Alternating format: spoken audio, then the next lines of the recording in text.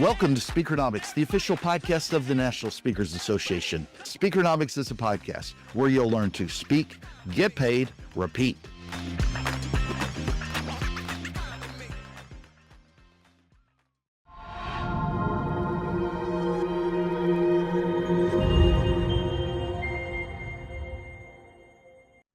This is Speakernomics, the official podcast of the National Speakers Association.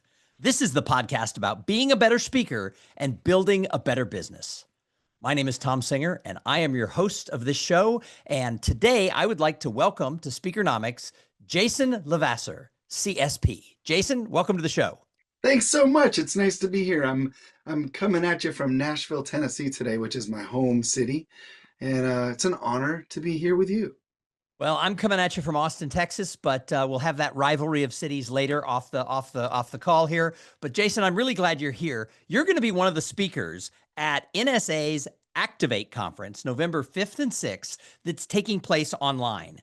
Now, this is focused on the digital first world. The idea is whether you're looking to improve your delivery, launch digital products, or build a business that doesn't require you to constantly be on the road, Activate is the place for you to find strategies, solutions, and a space to take action. So at this conference, what are you going to be talking about? I'm going to be talking about low-tech, high-impact techniques to engage the audience and keep them involved, keep them energized, and keep them listening to the things that you're saying.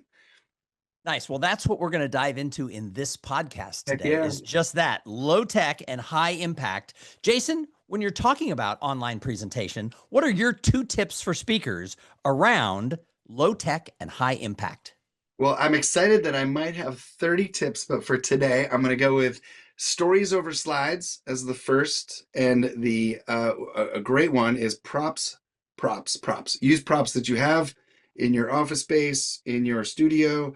And for me, it's all about making connection. I'm making connection with the audience and helping them engage with each other. And that's the primary thing that I strive for before content. Nice. So that's what we're going to dive into today. Great. Those 2 tips, stories over slides and the use of props. But first, for those of you who don't know Jason, Jason is a summer camp counselor who is also a professional speaker. He teaches people how to be a rock star and how to engage their audience. He's a drummer, he's a guitar player, he's a singer, and he has been going to this camp where he is a counselor for 35 years, 6 of which as a camper, and then he became a counselor, and now he even is the head of the wood shop at this counselor. So he's got some serious wood shop skills. I understand he renovates his home and stuff along that. He's the father of 2 daughters, and if you don't know Jason, he's just an all-around cool guy. So that's nice. So Jason, how did you go from summer camp counselor to professional speaker? I was a summer camp counselor right after my last summer as a camper.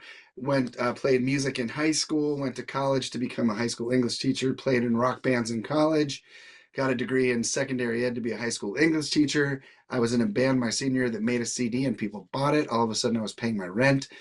13 albums later, 20 plus awards later, I'm still taking a year off after college before I start teaching full time.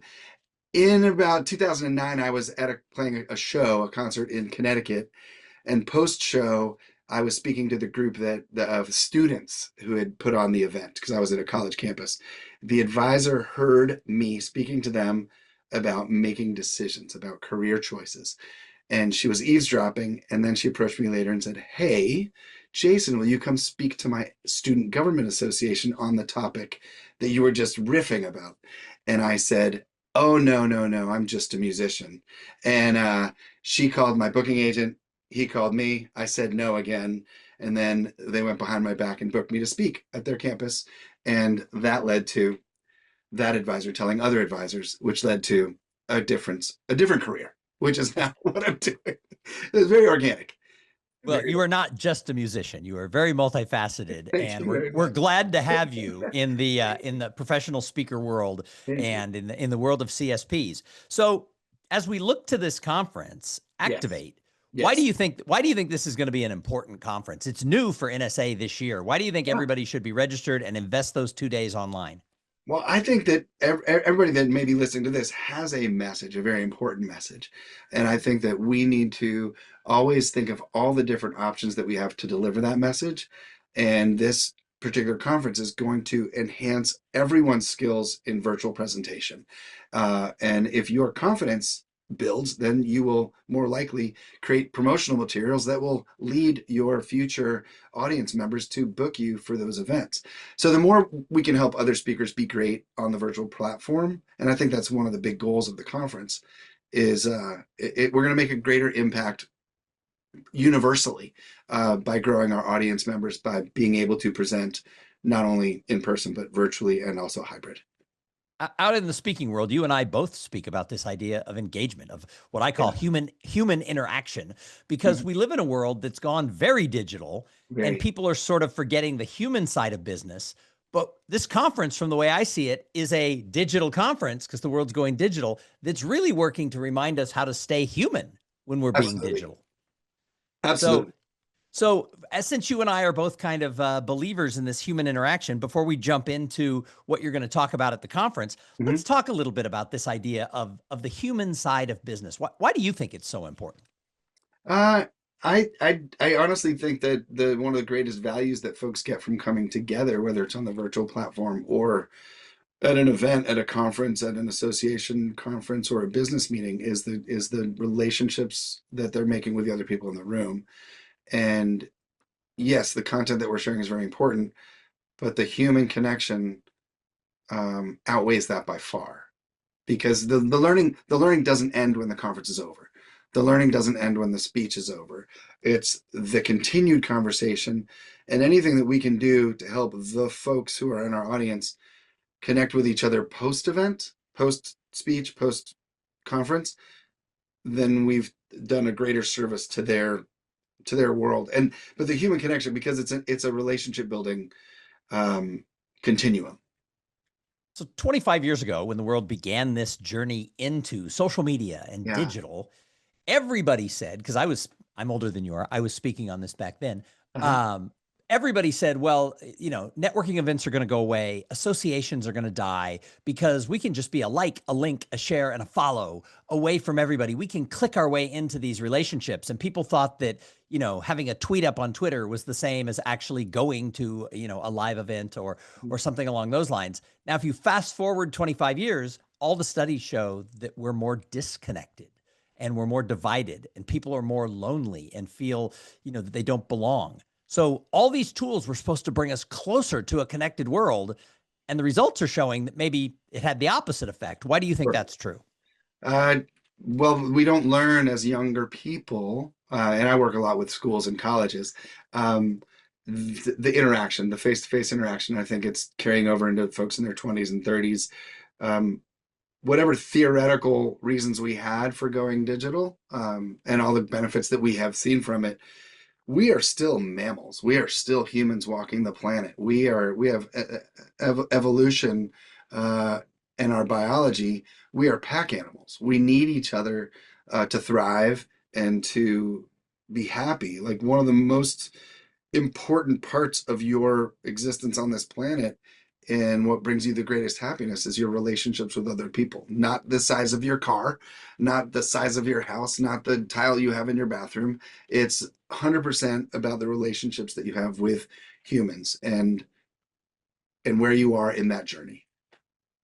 So let's move now talking about this idea Sure. of this conference and your presentation on low tech, high impact. Sure. So your first tip that we're going to dive into a little bit here is stories over slides. So when we're presenting digitally, why stories first and slides second? I think, well, stories, because we are a storytelling culture. We have a culture of storytelling. We have a history of storytelling. That's how we pass down information before we learned how to read. So we'll naturally lean into, oh, Tom, did I tell you about what happened to me on Friday? I got to tell you, like, it was the funniest thing. I was with my friends and we went down and we were walking down the street and this elephant walked out of down this alley. Like, that immediately is engaging the person. If I put up a slide with like the 17 reasons why I need to use this technology, I'm not connected to that. I can just take a screenshot of it. Actually, I can disassociate from it immediately. Whereas with a story, our natural inclination as humans is to lean in, right? And for whatever reasons, whatever genetic makeup we have in our brains, that's what we want. And the stories, I do think with stories, it's great to have an image, right? And in my low tech presentation, and what I do in all my virtual events is that I use photos, I use the props, and so the slides, you can show up a slide while you're telling the story, but not a slide that you're reading along to. The slide is an enhancement of your story. It's a visual of, if I'm telling you the story about the friend I was with on Friday, maybe I pop up a picture of us together, and that draws you into the story. So you'll remember the story 3 days later versus the content that might have been on a slide. And I can still get the same messaging across. So it is interesting though, because sometimes, speakers hear this message, they come to influence or thrive or now activate, and they're newer to the industry and they hear story, story, story, story. And so they throw stories in. I'm a believer that stories are very important. Every point should have a story that anchors it, but it has to be the right story. I'm a believer that it can't just be a story for the sake of a story, or you love your mom and dad and you want to tell the story of how they met, unless it really ties into the message that you're having. So Sure. how do you find the right stories? I think you have to, if you're really trying to convey the message, it doesn't have to be your story, but it's very important that you share that it's not your story, right? I think we have to give credit where credit is due. And I could introduce a story by saying, I heard about this, so and so told me this, or I was sitting at a bar the other night, and whatever it is, you don't have to be this. And this coming from the perspective of a songwriter. So I I have 13 albums and I have a few hundred songs that have never been released. But being able to know that the story doesn't have to be, my last release was called In Another Life, because the tales I was telling was me in the character of someone else. I wasn't telling my story. I was singing about myself as a different character. But as long as you're clear about that and upfront with that, um, that's where you can find it in your own imagination. But the world has amazing stories that would associate with whatever your messaging is. Whether it's a success story for a business, a success story for a client, et cetera, et cetera. So do you think when people are looking at like a whole presentation and they're going to have several stories, there should be a balance between stories that are, hey, I did this, I did that, and stories that are examples of other people who found success or triumphed? Is there a balance so that it's not too much about me? I do agree that if you're telling someone else's story, you should give them credit right up Yeah, front. yeah, yeah, There's a lot of people who sort of steal yeah. stories and put themselves into the stories. That's bad. But what's your thought on sort of the balance? Can it be too me centric for a speaker? I think it can be too me centric, but I also think it can also be the opposite, where there's no me. It just becomes a book report. Right, and that's my first talk ever. That first time I was asked to come speak to the student government, one of the deals I made with the advisor who hired me was, please invite your boss and I want you to be there, and I would love for you to critique me when I'm done. And now I'm a professional musician, and there's always a guitar on stage with me. And I got on stage and spoke for an hour about other people, never talking about myself, not once. I was telling success stories about other people. And then their main thing, their feedback to me was, what about your story? Why are you the person on stage? And it wasn't asking me to brag about my accolades or my album sales, right? And I think that's very important too, that when you're talking about yourself, you can be honest about your successes, but the fact is you're already on the stage. That's not an opportunity for you to be like, I'm better than y'all because I'm on the stage. The stage is there in the service of the audience, right? This is one of the things that I teach, that the reason that we have this platform is in the service of the folks who came to see us or were forced to see us by our boss, by their boss, right? But there has to be a balance. But your story matters, and it doesn't. And even if you're listening to this and you think, but I'm just not that interesting, you are interesting. Like the fact that you have made it to this podcast and you're here and you're curious about what Tom and I are saying. There's something about you and your journey, and it might be what you think is a simple story could change somebody else's life. And if you look back at your life, about the heartbreaks and the challenges, and honestly, the vulnerability stories where you're really honest about your failures and what you learned through that, that's where you make a real connection, right? If I stood on stage and just talked about all the great things I've accomplished, I would bore you to tears. But if I tell you the story about when I was a senior in high school and I learned the words to Wonderwall, and my friend Scotty, coincidentally, another Scotty, learned the chords on the guitar, and I asked Ashley to the prom, and she said yes. And then at the prom, she made out with the captain of my high school football team, right? That was a really wonderful victory for me, but also a very sad moment because I wasn't the captain of the football team, right? And I'm giving you the condensed version of that story, but it's okay to have that victory, but also to have that vulnerability. Like, I had my heart broken at the dance, right? And that's okay. But that So, helps you be willing to share with me maybe your true story. so you bring up an interesting thing because there's a fine balance between, hey, look at what I did, aren't I great? And oh my gosh, here's my trauma. Because you also don't want to have too much of that, right? So how do newer speakers really find that balance when using personal stories between the positive and the sob story? I mean, it's where is that balance?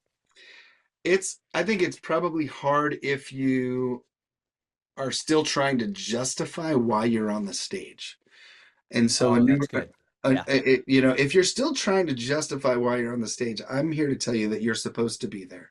And if you feel imposter syndrome, there's nothing wrong with that feeling. That's a normal feeling. But when you walk on stage, that's not the place for you to tell everyone you're not an imposter, right? You've already been invited to speak on that stage. You are qualified. You are amazing and awesome. You don't have to keep telling people that, right? So when telling a story Yeah. digitally versus being on the in-person stage, what's the difference? In this, if you're listening to this and can't see it, um, I don't think there's much difference in the visual that we have right now. Like, I love this platform. I love the fact that you and I are equidistant from each other. You and I are the same height on Zoom. I have this blank space to tell you my story. This, I can see your expression, right? I could also see your expression if we were sitting. So I actually think this is more personal, this one-on-one conversation, because we are facing each other. If you and I were out walking, we wouldn't be actually looking at each other's faces. We'd just be listening to each other. Um, I hope that was a good answer to your question. Anything else before we move on to props? Anything else Yeah. about story? Story. Try it. Try your stories. Try your stories on friends. Try your stories on your neighbors. Try your stories on your spouse. And you can refine the stories. You'll find where the timing works and where it doesn't. And you'll even be surprised where one night it hits at the right moment, and you tell it the same way the next day, and it's a different audience. I learned that doing stand up Yeah. is you have a joke and it kills and it kills and it kills Yeah. and it kills. And then one night you're in Chicago and you're doing an open mic night and you drop the joke and the audience just look at you like, where did this fool come from? And it's like, oh, Yeah. And just same thing same thing in speaking. I think it's okay to be and one of the hard things to learn is to be okay in that silence, is to be comfortable with it, because you are the expert in the room. You are the expert in the room, and you don't need to justify it. And to uh, flopping is not terrible. Flopping is not terrible, but I'm confident that everyone on this listening here will not flop. You will not flop more than you will flop. I promise you. But you must be willing to flop. The best advice I ever heard when I was a new speaker Yeah. was, if you've never had an off day on stage, you're Yeah. either lying or Yeah. it's coming. And so I've always known that you can have those off days. All right, let's move to your second tip. Your Yes. second tip for low tech, high impact when in a digital environment is props. Props. So what do you mean? Well, right now I decided to come onto this call with nothing. Like, I have a blank wall Well, behind. most of this is audio anyway. Right. Okay. So then I'm going to be very descriptive in the things that I'm doing. Ooh, which, by the way, is a very important point Mhm. when you're doing a podcast or some other digital thing that could be repositioned as audio only. Sure. Is be aware of that. So you're describing your props, because there's nothing worse than listening to a podcast and somebody goes, see, Right. and you don't know what they're holding up. Right. Within arm's reach of where I'm standing right now, I have almost an endless supply of things that Tom cannot see. Traditionally, when somebody comes onto a call with me, this is already here. So immediately you would know that I am a guitar player. What I did is I just lifted a guitar off the ground and put it on a small table that's back right, so that my guitar is now in the visual image of our shot. So now Tom sees that I have a guitar. It might pique his curiosity. Is this just a prop, or is this guy going to actually play this thing? I happen to be able to play it. In telling a story, sometimes my songs are the thing that you might use as a story, right? So I might grab the guitar and sing a song, but the song itself will have a story, the reason I'm playing the song, and why it ties into my overall message. So there's a prop. If you are talking about safety, you might need to put on a bike helmet. And so right now, Tom sees that I just put on a bike helmet, safety first. And it really depends on your story. If you're trying to solve a puzzle with your audience, then you have a Rubik's Cube handy because you're talking about solving a puzzle. But these little moments, these little visual cues will keep your audience looking at you and listening to you, right? And from this tennis ball to this racket that's just happens to be handy, right? I'm now holding a tennis racket and a tennis ball, and I can hit it and knock it against the other side of my office. And anything that you think is going to be an effective tool, even a colorful pen, right? And what you might not realize is while I'm telling the same story and I'm using a green highlighter right now. I'm waving it around and I'm telling Tom a story. But without really noticing, I just switch what I'm waving around. And I might not say anything, but you visually will register that, but might not notice it, right? But I just have an assortment of fun colors. Right now I'm just using two, a green highlighter and a pencil.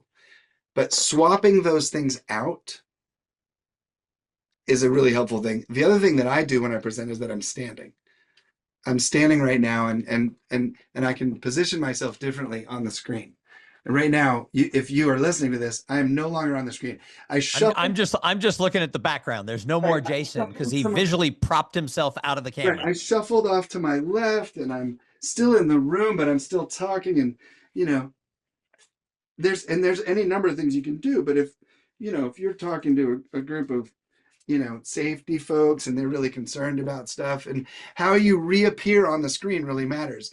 So for those of you that can't see, I just put on a reflective vest, like a safety vest. And I stepped off the screen and right. And now this is the way I see the rectangle that I'm in, it's a stage. And how can I utilize the stage to engage the audience without detracting from the actual content that I'm trying to share? Now, in this case, I will be sharing tools to use to engage a virtual audience. So that's the message. That's all I'm talking about. And I have books and I have trunks full of things. And sometimes when I'm working with a specific client, here's a great example, is that I asked this group in advance. Now I'm lifting a box off the floor. I have a big cardboard box, and I asked this client to send me branded items. So during my call with them, I can wear their shirt. And this happens to be a college, right? So I can wear their branded items so that when people log on, they know that I'm connected to their group, right? This is the University of Pikeville in Kentucky. U Pike, right? So but requesting that ahead of time is great. And I've got, not only do I have banners, I've got pom-poms. So I got to tell you, that's actually a genius idea if you're going to be doing a digital presentation, to show up wearing their shirt, even if it's just that, or having their banner hanging behind you. That's actually a really good prop tip, is to be thinking a month in advance and ask them for logoed items. That's a really good idea. You can also, and again, I'm working from the perspective of low tech, right?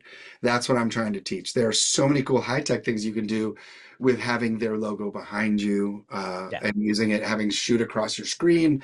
But again, I'm the low tech guy, and on purpose. So I just want to add, so in the course of the last several minutes while we've been talking about props, Yes. since a lot of you will be listening to this podcast audibly, he has been like taking things out and showing them. Clearly, you have a table out of camera view where Yes. you preset all the props that you're planning to use for that particular time. How much time do you put in thinking? Because you probably have hundreds of props and you can't use them all. How Right. much time do you put in planning which props for which audience? Once I have the outline of what the workshop is or the keynote, um, and I will sometimes order something online to have it. I have a bag of colorful ping pong balls that's not in the room right now. But I also love the use of colorful cards, right? You can write a singular word on the card and share that with your audience. Right now I'm holding up a green 3x5 card. And when I order these, I have thousands of these because I also use them at in-person events. But you can hold up a different color card and you can write something immediately in Sharpie on that card and hold it up to the camera. And this is the low-tech version of sharing a slide. But what this allows me to do, and I'm going to step off the camera again and reach around in this room because this was not waiting for me at my desk. But here's a stack of options, right? Here I'm holding now multiple colors of cards. So each time you hold up a card, maybe with a word on it that makes a point, it's in a different color. That causes the brain to notice last time was green, this time it's red, this time it's yellow, this time it's blue. That's very good. Yeah. So as you are talking, right, I just wrote something on a card. He held up a card with my name on it. I'm holding a card that just says Tom, right? But I can also, while still looking Tom in the eyes, right? And I look down, I can also write this. I can write Tom rocks. Right. So you can message your audience in real time without having to worry about the technology. So Jason, these are great tips, and we only have a short time together. So there's a lot more tips that you're going to share about, how to really engage that audience when it's low tech, high impact during your session at Activate. Any final words for the people who are listening about how to engage? Be genuinely yourself. I know that your ability to show up as your genuine self, and you don't have to be me, you don't have to be Tom, but be unapologetically yourself. And if you find that you're a quiet person, lean into that and talk about it. Explain why this might be a challenging thing for you. I think the most important thing is that you're authentically yourself. Honestly, that any advice to anybody, and just do it. Just book something. Just do something virtually, because that's where we're focusing on for Activate. The more you learn to show up, and the more that you master your story and your content without props, without slides, without additional information, imagine that the power goes out. And this is a philosophy that I developed as a musician, working as a wilderness guide. So for many summers, I led camping trips, and I play an acoustic guitar on purpose because I've been in venues where something's wrong with the sound system. So but I'm still able to deliver. I can stand on the edge of the stage and sing to 1,000 people totally without amplification. And thinking that way about your content, I think, is very important. Everything that you do above and beyond that is sprinkles, right? It's going to make it better, but really get your stories, get your content, know what you're trying to convey, and don't rely on those props. Don't rely on those things. They're going to make your impact so much greater by using them. Well, this has been a great interview, and I really personally, you're getting me very excited for the Activate conference. Hey, thanks for being a guest on Speakernomics. I feel so fortunate. I'm honored.